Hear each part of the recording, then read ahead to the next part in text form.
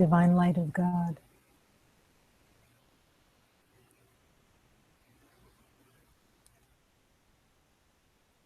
Divine essence of all that is.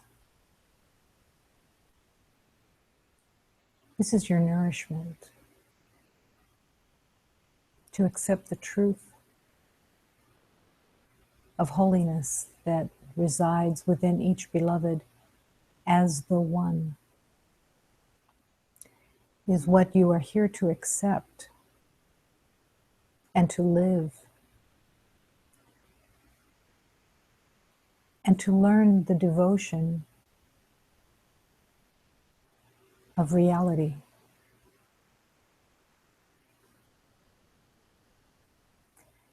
Almost everyone in this world that has walked the earth as a separate identity, with the main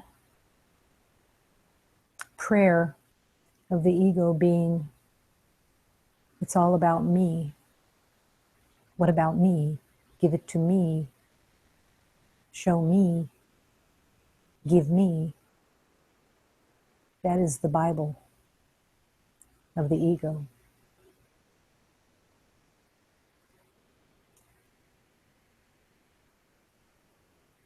And it goes on for page after page after page. Give me pleasure. Give me my knowing. Make me right. Those are the prayers.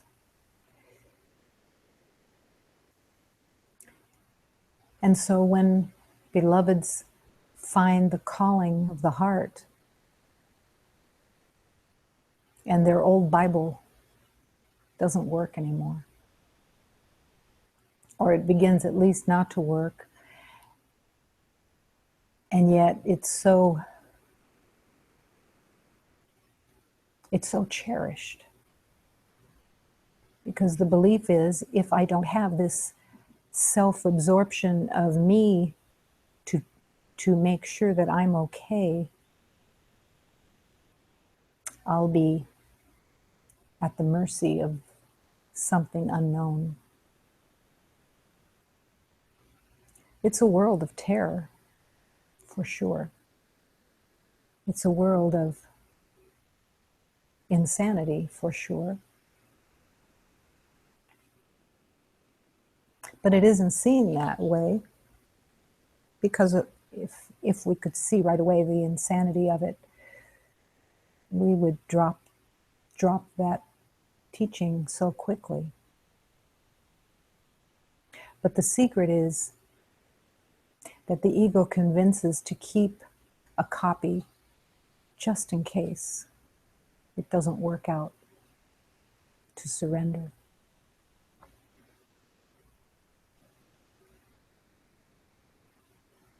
And how to walk in this world without that identity and serve all beloveds that still believe in that identity. Service of love is also not something that is in the awareness of the ego identity. The only service is, I will serve you if it serves me. That is the litany.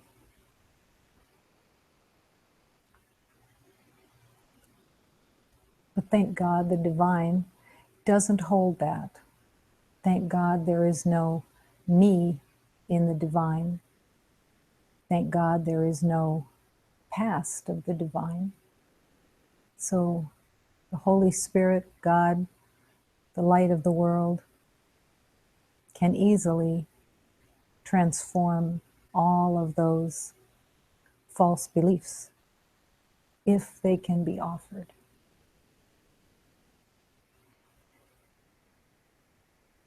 But it's almost like a child putting their favorite toy on the burner.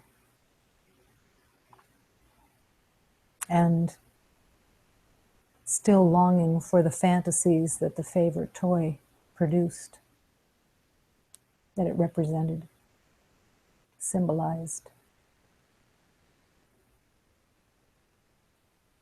Not realizing that when the favorite toy is surrendered, when the identity with pleasure is happily turned over, when the self-absorption is no longer such a strong addiction,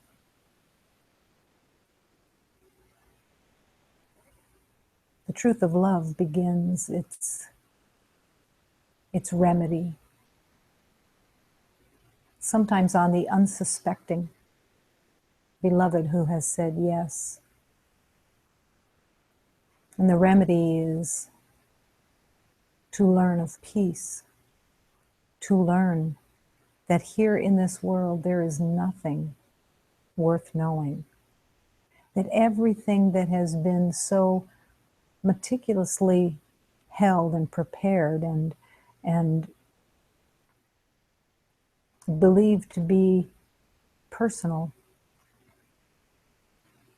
has never been your friend. It has been the jail keeper. It has been the laughing guard that says, watch this. They don't even know they're in prison.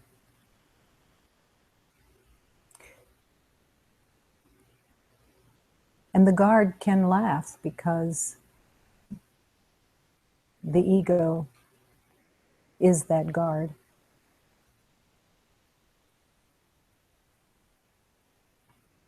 And within that relationship, there is no love. It's not possible. What is it that the ego uses to pretend love? So many things. Winning, proving, knowing, the false idea of control. And most of all, fear and hatred. But everything is put into a disguise so that it's not really seen straight on.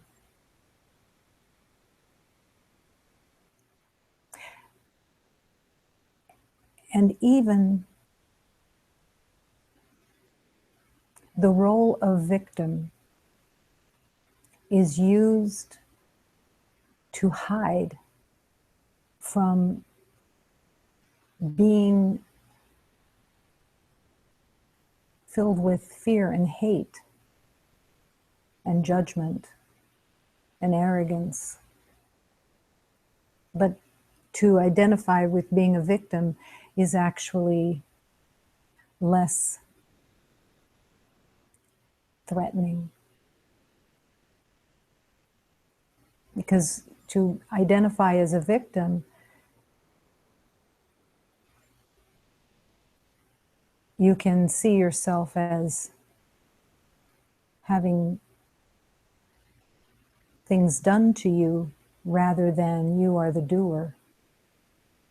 That is filled with everything that is not love, which is fear.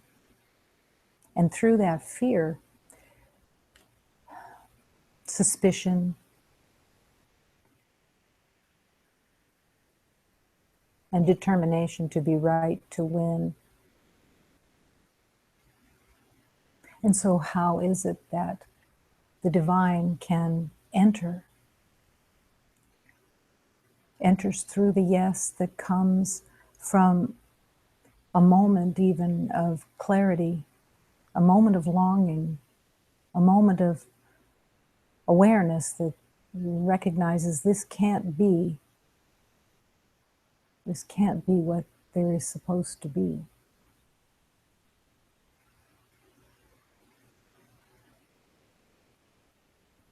And how does the Holy Spirit continue to serve by standing so patiently, waiting, constantly waiting for the arrogance of the ego to crack a little bit, to finally have a beloved drop to their knees, say, I don't know how to live this life. I don't know anything.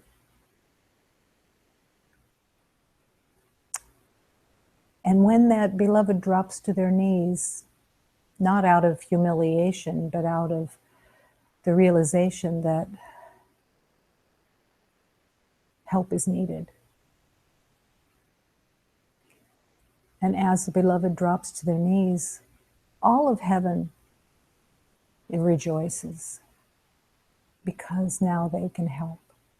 Now they can offer truth, grace, blessings, and teachings and lessons that will bring the beloved back to sanity.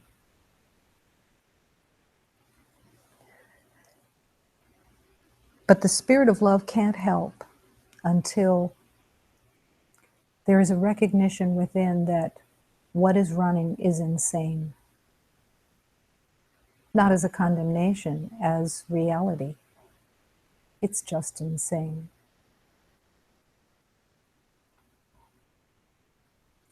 To believe that you are separate from the creation of the universe is insane.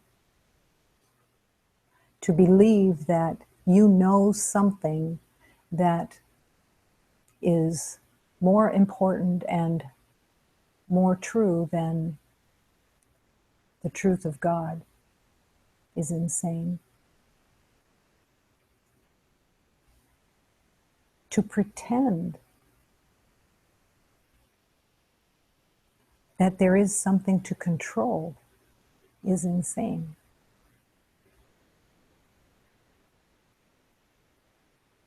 To have opinions is insane.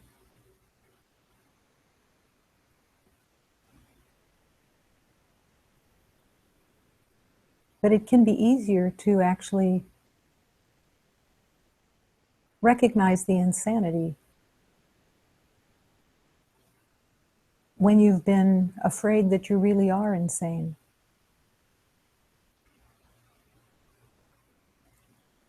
When you really question the absurdity of the thoughts that are running and the fantasies that get hooked.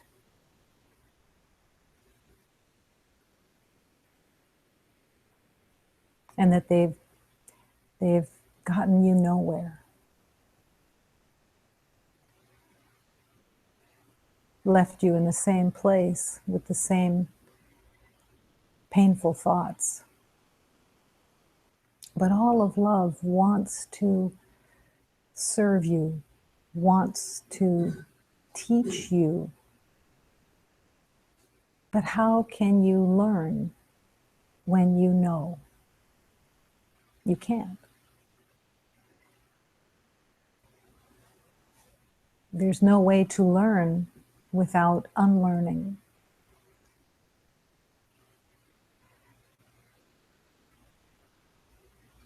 Imagine being so happy to stand in the middle of the fire of love and declare, I don't know anything.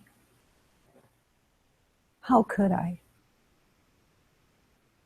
Please don't ask me for wisdom, because there isn't anything to offer. I will wait quietly for the wisdom of God to transform this mind and this heart.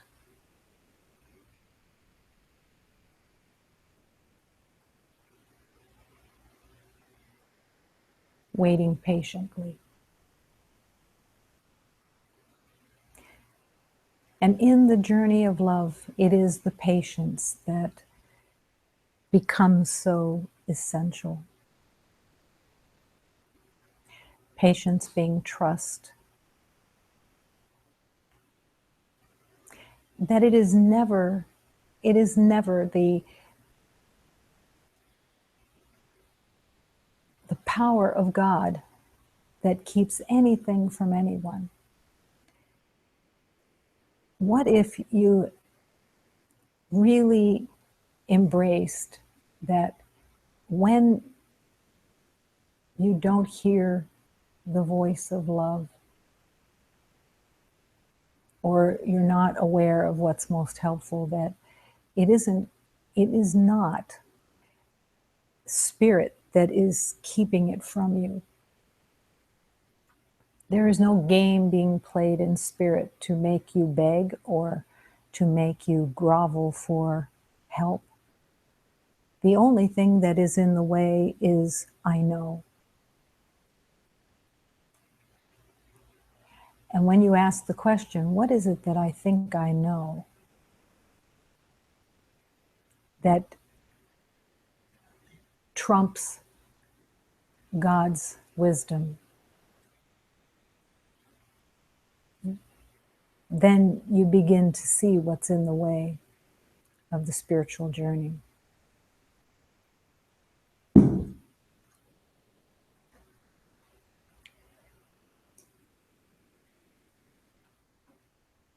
All that love is asking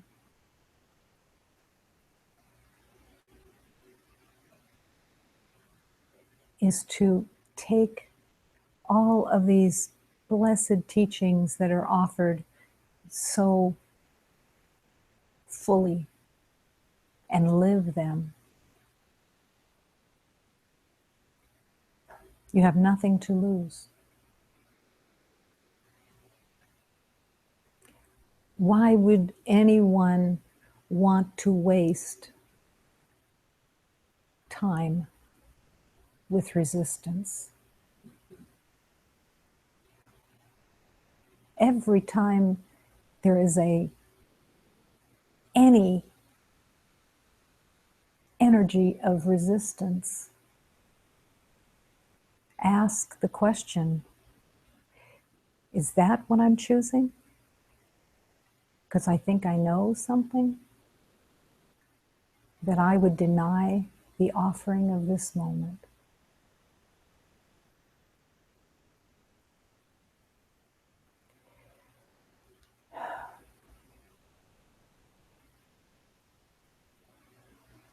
The journey of love can truly be heaven on earth. You can't fail, but you can postpone. That is the choice we have, to postpone. Moment to moment, the power of love is leading, teaching, blessing, opening. And it's just that quiet place that says, I'm yours. I'm yours. I'm yours. I'm yours.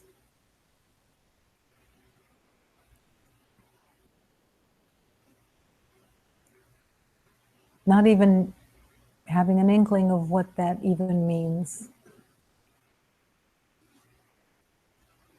That I'm yours. In this moment, let those words resonate in your heart. I'm yours.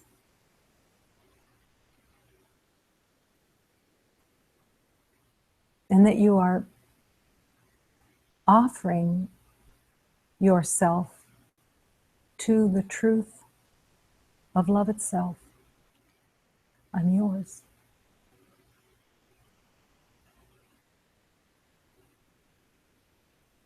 And affirm in this moment that in that declaration, in that devotion, you are accepting that the only true presence in the moment of love is the presence of God, the life force of God. And that we actually, in reality, live within that life force. There is no life without the life force of God. It's a pretend life. It's as if every day in the pretend world is Halloween, putting on a costume that you can pretend to be that identity. And as you accept and embrace the life force of God and reject the ego identity, the costumes start to fall apart. They get thinner and thinner until they don't hide the light anymore. And then you realize,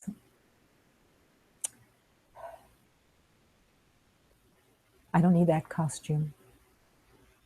I won't wear that costume.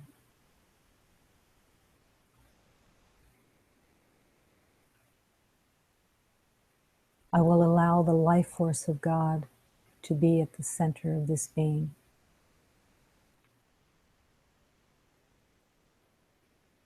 Within this life force, we live and move and breathe as one. No eyes to see someone else. No distance between. Willing to embrace the energy field of love. Willing to breathe and live within that life force that is everything. Everything. The life force of God. It's not a foreign life force. It'll be familiar when the fear has subsided.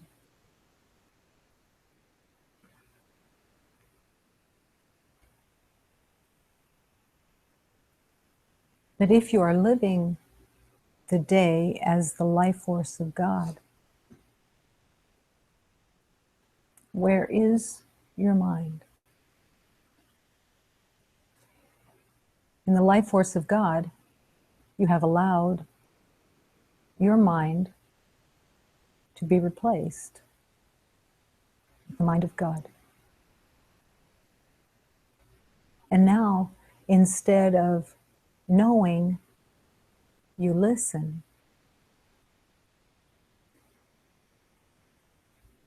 And you welcome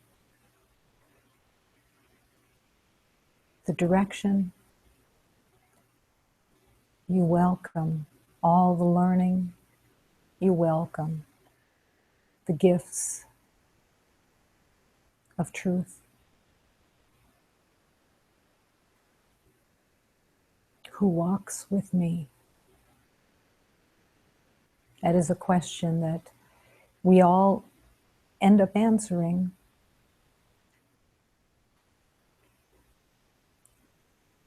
Who walks with me? It's guaranteed. God walks with you. Not as a separate self, but so intricately as one that you can't find where God begins and you end. It's not possible. There's only love.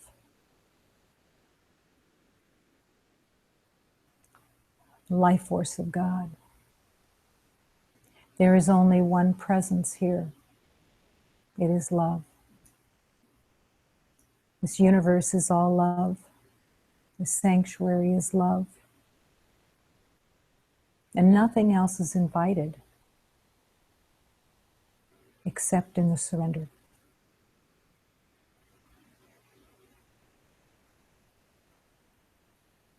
Surrender your fears. Surrender your sorrow. Surrender to the light. Love is here.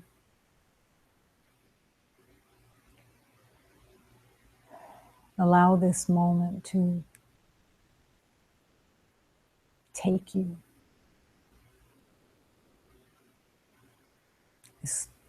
This sanctuary is filled with the energy of healing.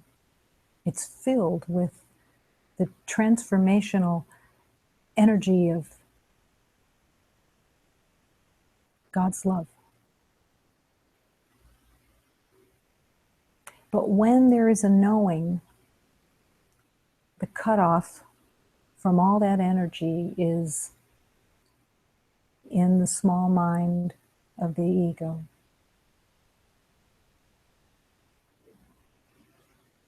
How is it that two beloveds could walk together and one is aware of the energy of love and the other one has not any connection to it? Eventually, this beloved is going to recognize that energy of love. But while you walk with every beloved, the calling is to walk as the energy of love. And to allow that energy of love to show you the way. How to serve.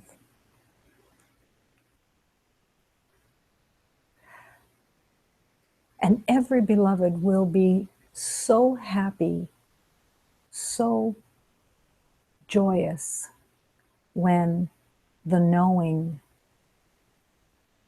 fades away. And when the energy fades away of all that perceived knowing, there is an element that occurs that recognizes none of that meant anything. It was a game, it was smoke and mirrors, it was made up. Thank God I wasn't right. Thank God I didn't know. Thank God only love exists.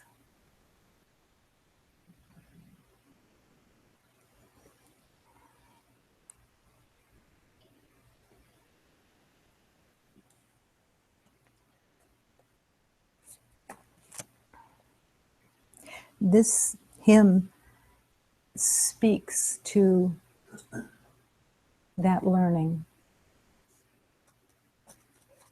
very specifically so that there is no mistake in the mind that can ignore it. It can always be ignored, but the truth doesn't change. Sister, brother, pay keen attention. Go very, very slowly to not mistake your path. Sister, brother, keep your feet on the ground. Be careful with your pride. Be careful with your vanity. Sister, brother, go very, very slowly. Be careful with the traps of life on your path. Sister, brother, sincerity in the heart Journey with attention to walk well on this earth.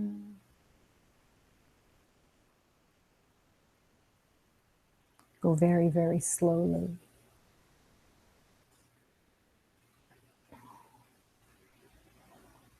Imagine that a child in kindergarten is rushing around and all that they're saying is, I know, I know, I know. That their teacher can't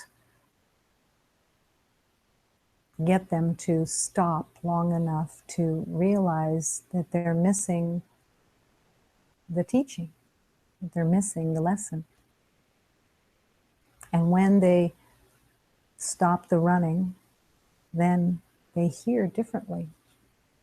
They start hearing the teacher's voice and stop listening to their own. And healing begins.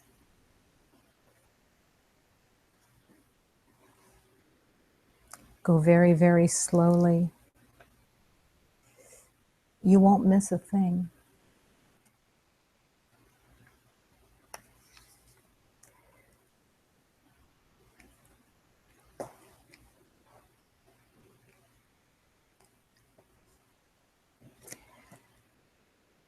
The dawn has arrived resplendently. The dawn arrived of a new day. My Father is here, and my mother is here.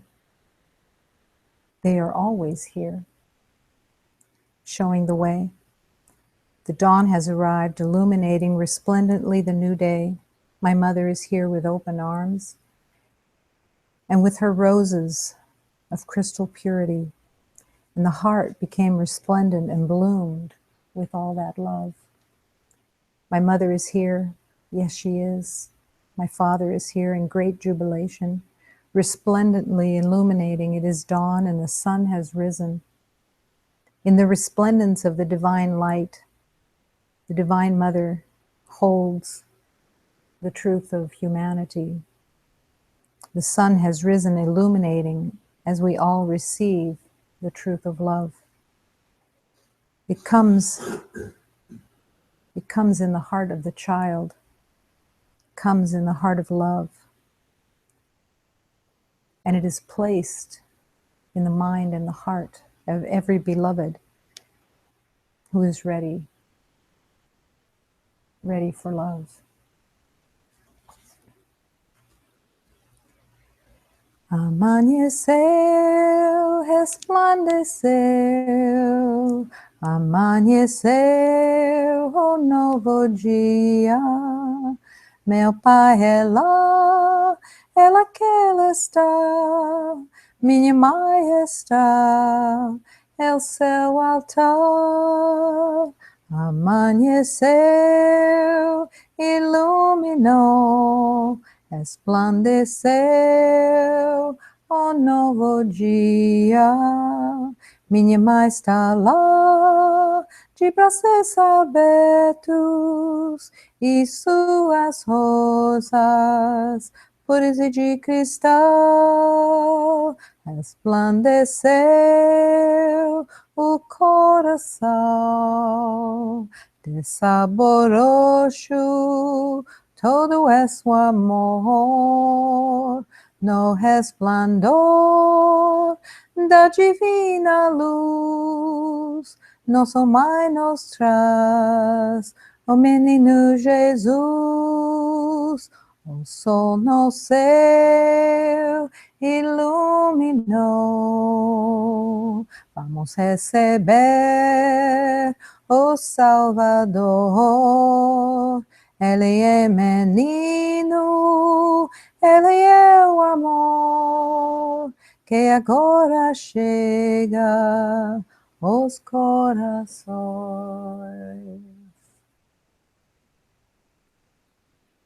The sun has risen on this new day. And every day is the day to begin again and to loosen the grip of the knowing and come empty. as empty as possible unto God. Show me the way. I'm yours.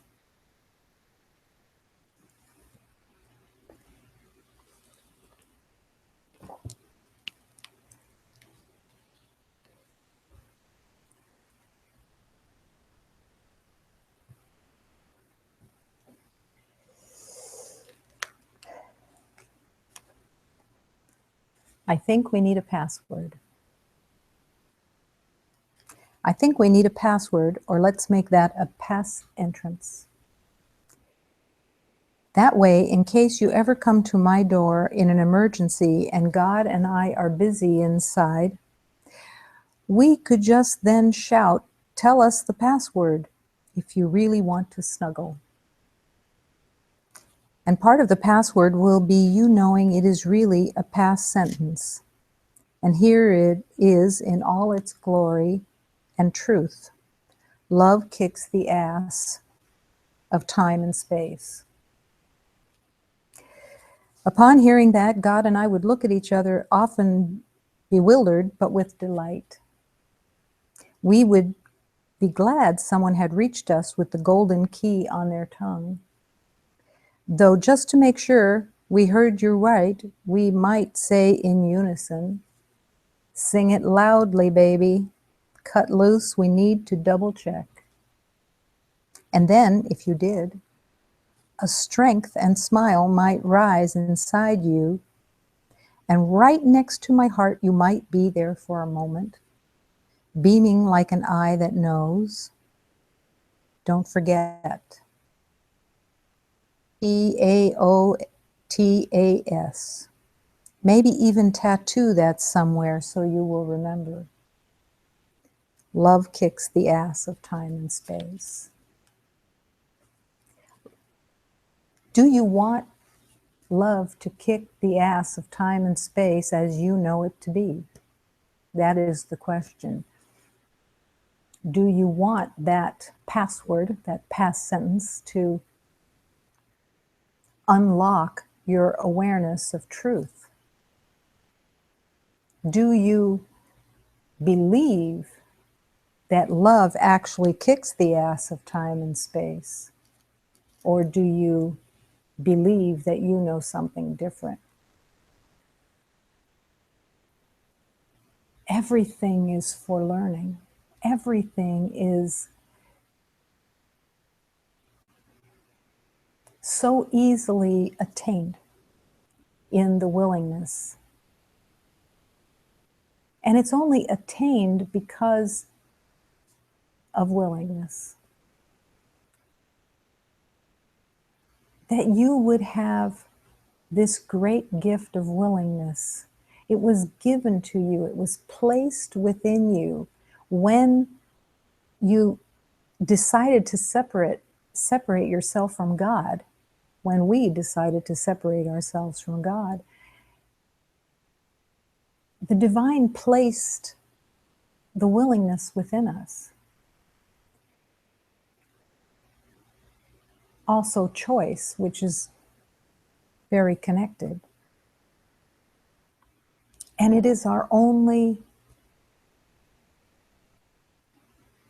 it's our only key that opens the door.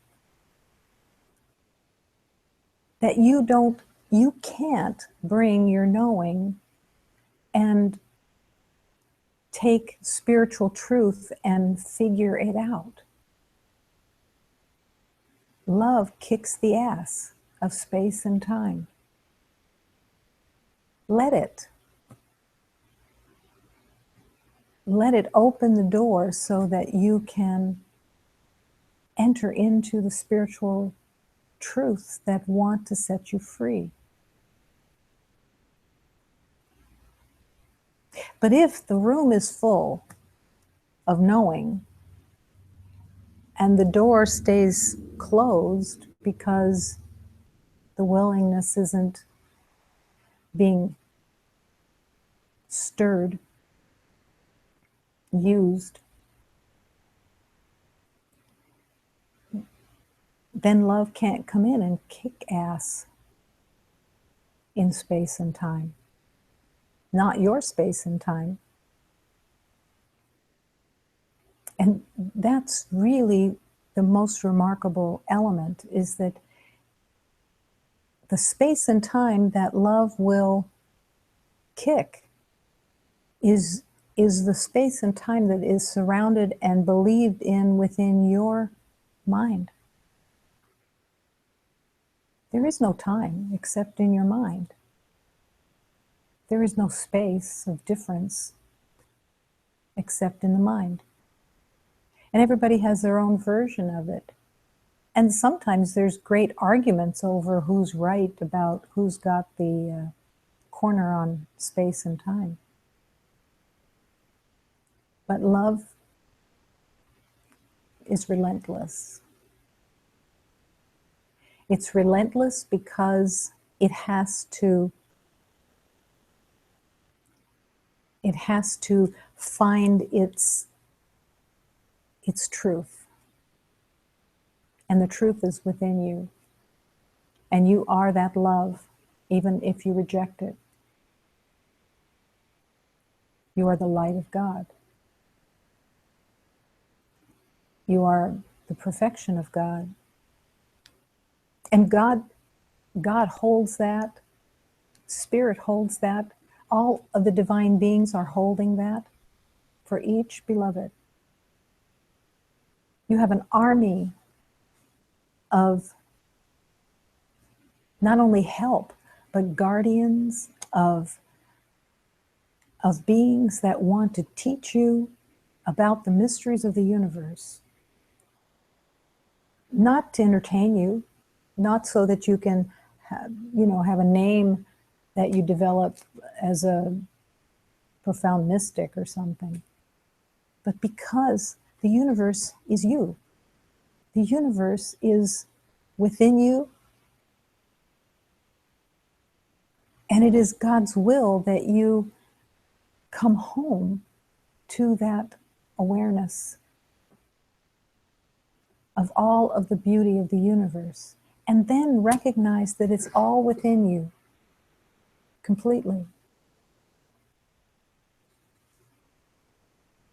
What can the ego mind do with that besides just plain nothing? It can, and it does, through the identity with the spiritual ego. The spiritual ego will sometimes take spiritual truths and put them on its own diploma, as if they were somehow made by the ego.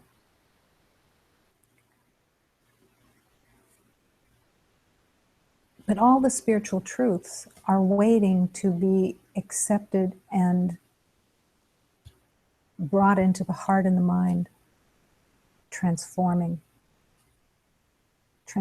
everything. That there would be nothing left that would resemble the past. What happens to all those relationships of the past? They're not rejected. They're transformed. They're transformed because they were caught in an illusion. And those beloveds are waiting for each one that hears the call to love to bring truth to the past, to set it free, to bless it, and to see the truth of every beloved from the past as the light of God.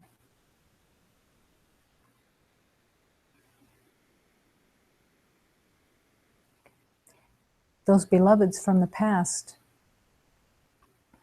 may not even have any appreciation for your service, except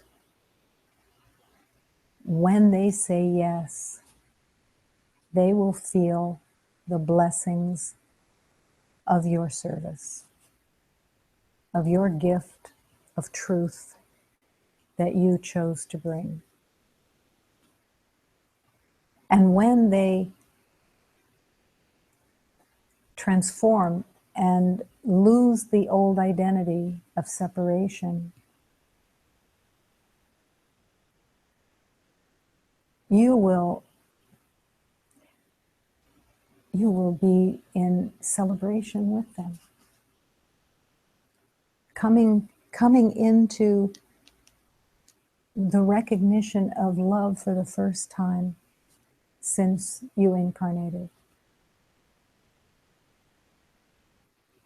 That no one did anything, that no one was changed from the truth of love, and that all the knowing that you thought was there, and that all the knowing that they thought was there, it all just disappears. And only love remains, as love kicks the ass of time and space.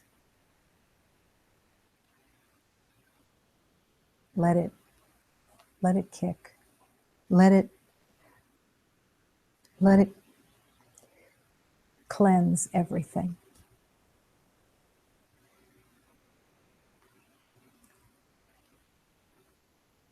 Every ego has a whole suitcase of strategies. The more that you can open the suitcase and let the light shine on the strategies, the easier the journey becomes.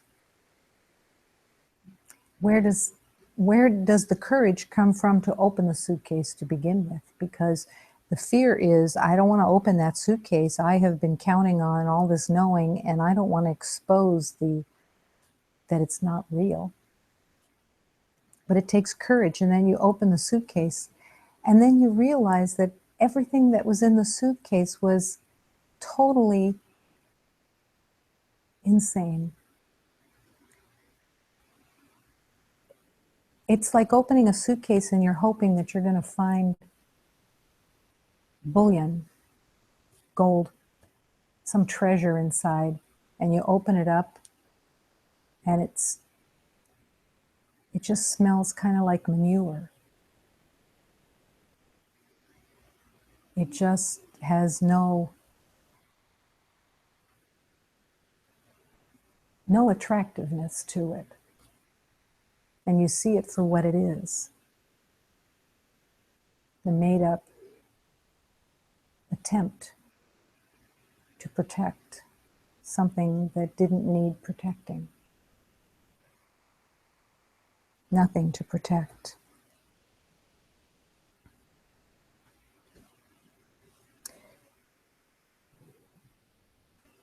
What do you think you are?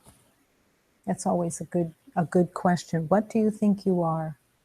And can you have an answer? Or not the answer that says, I'm the light of God. That's the answer that you give when you're in front of the class. But in the secret places, what do you think you are? Because what you think you are, you're here to undo. What you think you are is so minuscule, it's like a grain of sand. Even in the arrogance of the ego, it's like a grain of sand. That you settled for such a tiny identity. It's easy to turn it over to God, because when you open the suitcase, there's really nothing in it that has any worth.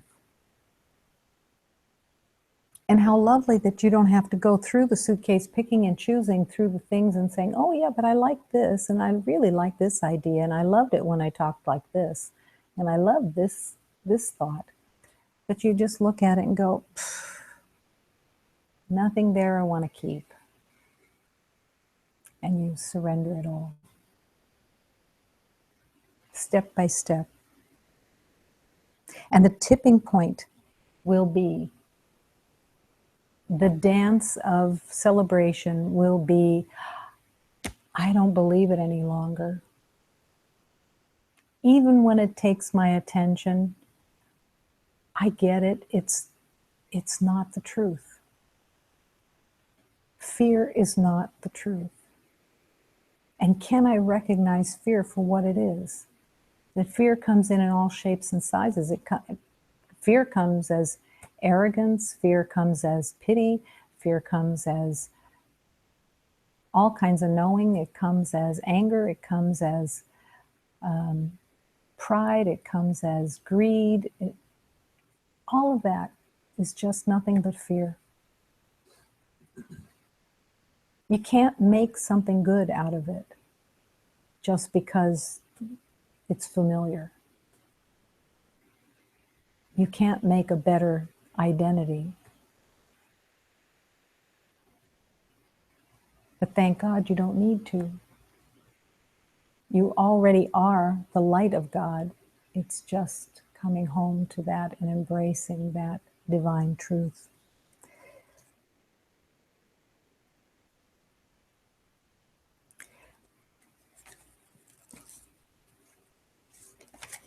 Every time you answer with your thoughts and ideas, you are in a fantasy. That would stop a lot of conversations. If you recognize that every time you answer with your thoughts and ideas, you are in a fantasy. It's like the declaration, don't pay any attention to what I say or what I think I know, because it doesn't mean anything. It's a wonderful caveat that you can offer, but recognize that it's a fantasy, that we live in fantasy when we're in our thoughts, and refuse those fantasies. They've never been helpful. Never in any way. And the fantasies, we can call them illusions because they are illusions, but they're actually thoughts that kind of are carried, and they're carried as what you think might be a protection, what you might get, all different kinds of fantasies. And even the fantasies that don't even seem like fantasies, like you have the thought like, I'm going to turn on the light and I'm going to leave it on all night. Rather than asking, is this helpful? I don't want to be in a fantasy. Because I've always left the light on, I'm going to leave the light on again? No, I don't want the fantasy anymore. I don't want to play with thoughts anymore. I just want to follow. I just want to open the heart and follow. Fantasies are the veil behind which truth is hidden. And truth is right there. But let go of the fantasy. Let go of the knowing. And truth will reveal itself because it's waiting for you. It's waiting to serve you because truth is you. A truth is not separate from you. It's you. And when you connect with the truth, you're putting your Humpty Dumpty back together again, but in truth instead of fantasy. Perception can make whatever picture the mind desires to see. That is startling. Perception can make whatever picture the mind desires to see. That's how powerful everyone is.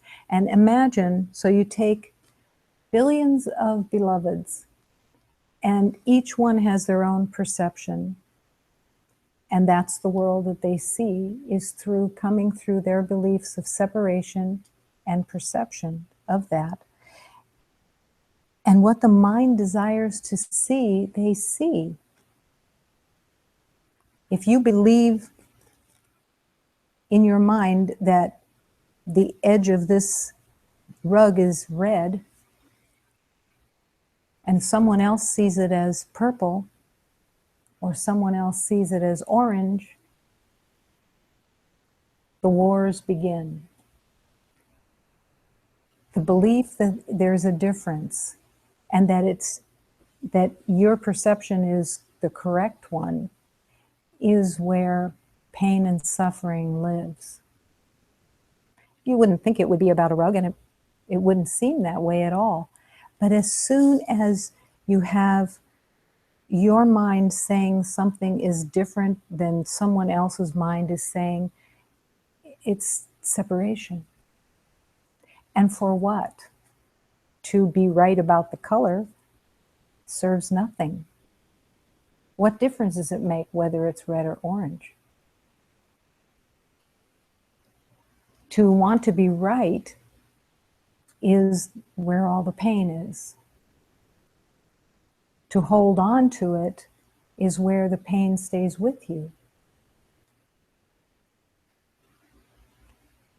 And multiply that by thousands and thousands and thousands of thoughts. And then you see where all of the pain and suffering and division is within humanity. Just over something like red or orange. And the funniest part would be that the Holy Spirit would come down and change all the colors just to drive you crazy. To really help you see there's nothing to know. There's nothing to hold on to. Perception can make whatever picture the mind desires to see. The only helpfulness of perception in that is that if you are aware that the mind is what is dictating to the eyes what it believes it sees out of the past, it can actually be part of your healing. Because what you see is showing you your beliefs, what your mind is believing. So you have the screen right in front of you of all your beliefs coming from the mind, showing up through what you think you see.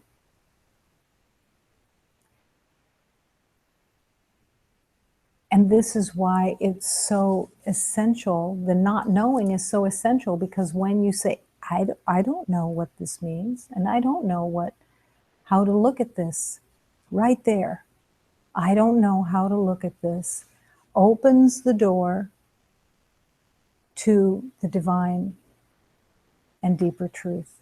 You're no longer believing your mind, your perception. And you are in that moment of, I don't know how to look at this. You have opened the door and invited in the divine to show you the truth of all of the elements of the universe. Even in something as simple as the color on the edge of a rug. It's how the Holy Spirit can use perception to transform, because you're no longer holding it as yours. My perception, what I know, what I think, what I see, instead of, it's just the opportunity to realize that I can ask the Holy Spirit to show me the truth, because how could I possibly know? What would be very hilarious, in the way that this poem is hilarious, come on baby, would be that the Holy Spirit would show you something that was completely nothing to do with what you see and shake you up so much that you'd have to turn to the Holy Spirit because you don't trust what you're seeing anymore. And that would be a blessing. Not knowing. The gift that keeps on giving. When you see perception through your mind and what the mind desires to see, this is where either pain or peace lies. If you hold to being right, you will be in pain.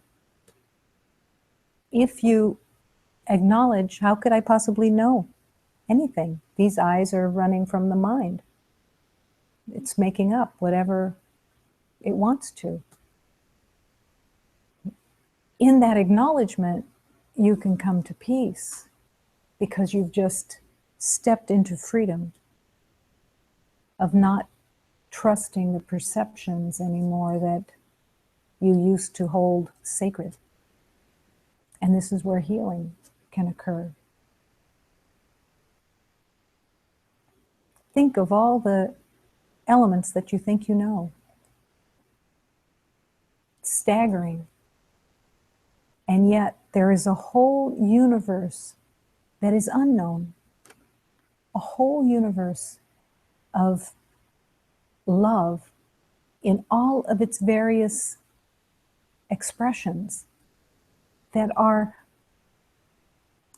hidden right behind that color, right behind what you think you know, are the divine beings of the universe and all the elements of truth and love that is waiting to offer itself to you because it's you, because you're one with all those elements of the universe. And what we settled for here was a copy, was a false front that can't see the truth. You can see the truth, but you have to doubt your perception. Doubt your perception and give it to the divine. Is that excruciatingly horrible? To give everything over to the Holy Spirit? The ego will say, yes, I don't want to. I like what I know.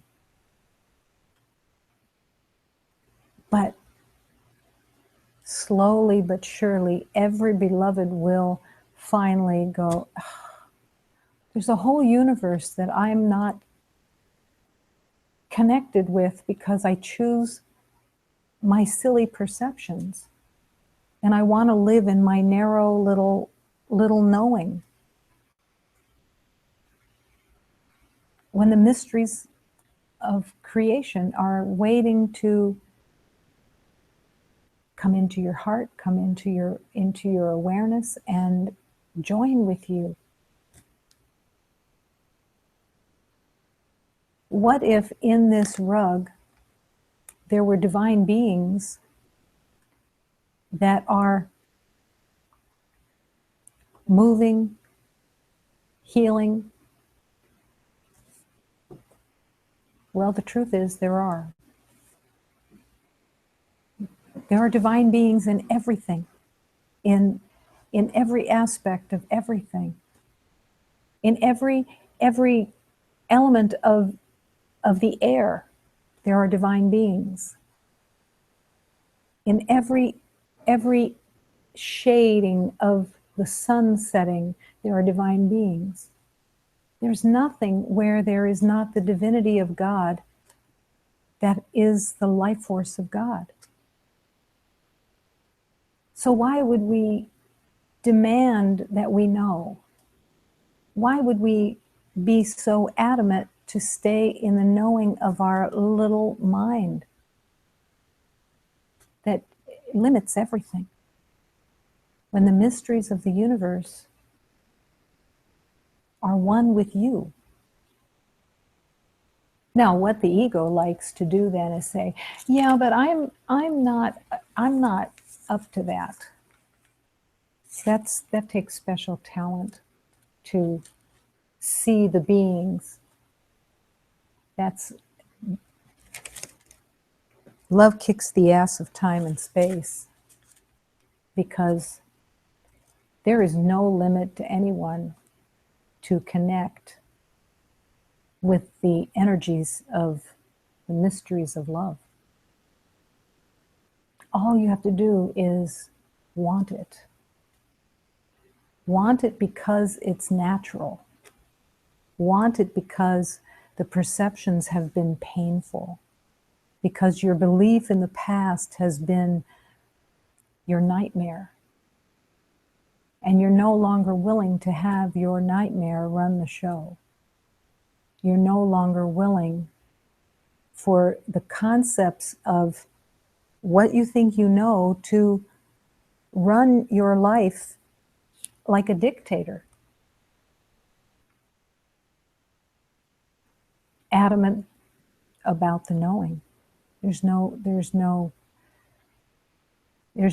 healing there. The world demonstrates ancient truth. Will you believe that others do exactly what you think you did to them? That is part of the upside downness of the ego, is that everything that you think was done to you, you hold that you did to somebody else, or else we wouldn't know it. That's why so many times holding on to being a victim is easier, because it seems like it's an escape route. It isn't. And there's no condemnation. It's just bringing light to the lies of the past, that whether they were from this lifetime or another lifetime, that have no truth to them. What if you found out that you were a mass murderer? What if you found out in a past life that you tortured others? What if you found out that you burned down villages, or that you were the second in command to Attila the Hun? What if? That's what everyone is afraid of and holds as, I don't want to look in the past, because I have to hold an image of myself that says I'm innocent, even though I feel guilty. Well, it wasn't an accident that this life walked through mass murder, that this life walked through torture, that this life killed as many as possible. The worst possible nightmare that was held as sacred, that it was something else and somebody else was to blame. And then it turned around and it was just right here. And still, the forgiveness has to be brought to everything, not just to the edge of the rug, but to all the beliefs of doing anything, of having one fearful, hateful thought being the same as every mass murder, that every annoyance is the same, that every idea of irritation, of do it my way because I know how it should be done, and that irritation of knowing, or the other side of it that says I don't know what I'm doing, all of it, all the same, all lies, none of them true, that no one has done anything. But unless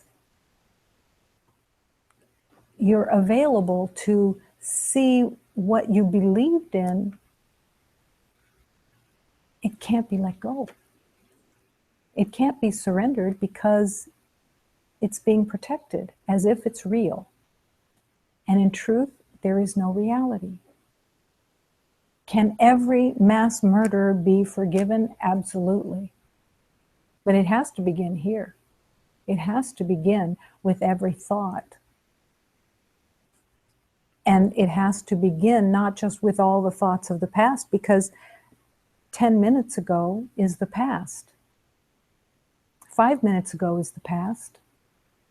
Was there a thought that was not of love in those last 5 minutes? More than likely, yes. Forgiving those thoughts. Forgiving yourself for believing that those thoughts had meaning. But in honesty.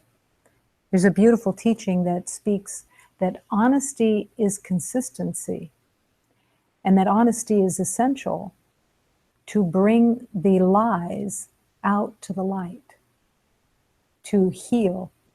It's like a giant detox, that everything is being brought to the light so that it can be washed away, and must be. And then the dancing and the singing begins, because everything that you protected so diligently is now gone, washed away. Return to the light. Completely forgiven, because it never was. It never was of anyone. And yet, the light has to be shined on what's held as in fear. And the game that gets played on top of it that says, I'm going to pretend that I'm somebody else in order to pretend that I'm not this, of what I'm afraid of. And to let it come to the light. And I can promise you that even while it's coming to the light, the horror of it feels like it's going to kill you, because you've hated everybody so much through those beliefs of hate. And yet, when you trust the divine and allow those horrors to come up and you see them, and then in God's grace, you trust that you can forgive everything because it never was the truth. And you accept that because God is asking you to accept it, that you've done nothing.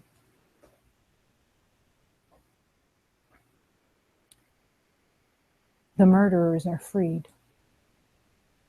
The hatred disappears, and joy is found because it's waiting underneath all of those lies. But it has to be forgiven, and it has to be brought to the light. Not as, I'm so terrible, I'm so horrible. I mean, that may be going on inside.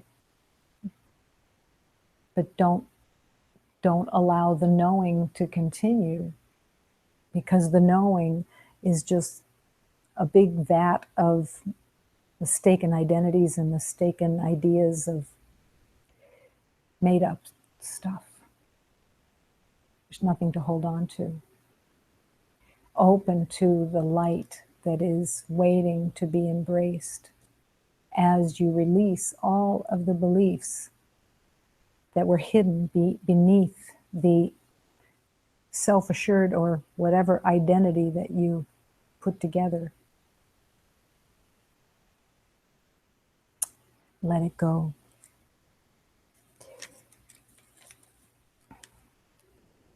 Unless the past is over in my mind, the world of love must escape my awareness, for I am really looking nowhere, seeing what is not there.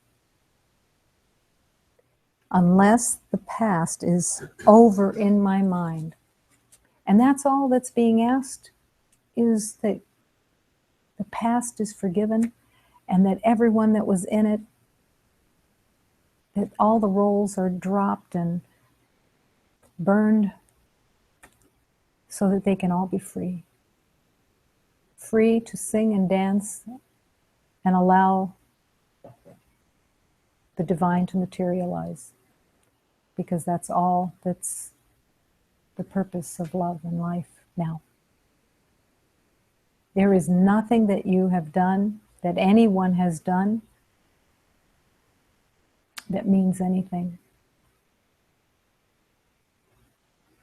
You are the light of God, and that's all that exists. But it has to be accepted. It has to be the sacred truth that you hold so dearly in your heart, your innocence, your oneness with all creation.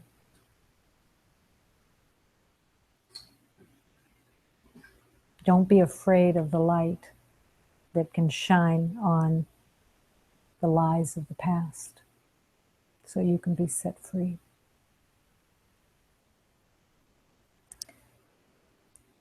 Let it be over. Let it be over now. And let the mysteries of the universe introduce themselves to you. Your friends, your companions, your guides, all the elements of the divine that are in everything. Welcome them with open arms, just as God welcomes you at the door when you give the password. Love kicks the ass of time and space. And nothing that is a lie survives. The murderers disappear because they never were. And instead, the love comes through.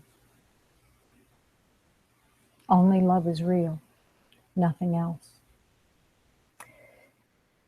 We need a password.